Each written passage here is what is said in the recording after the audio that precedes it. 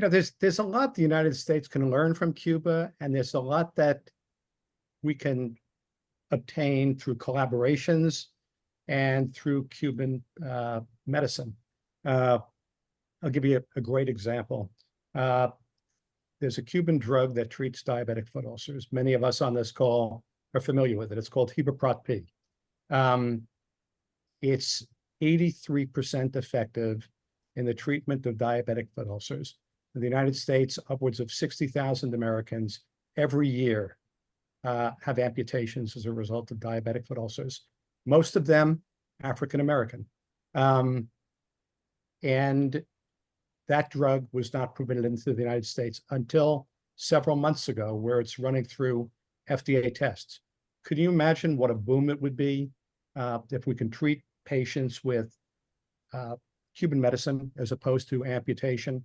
That's one example. There's medicines that are being created for Alzheimer's disease, for muscular dystrophy, for cardio diseases, and we have no access to it. Cuba would love to have collaborations with American biotech companies, American pharmaceutical companies, with universities. One example, my organization has brought down roughly 36 surgical teams to train Cuban doctors in advanced surgical techniques, pediatric urology, pediatric maxillofacial, hip and knee replacement, one of the easier.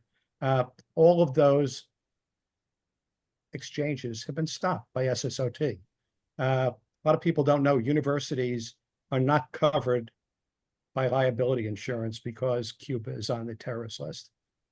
So those are just some examples of what a more normal bilateral relationship could look like in the medical sphere.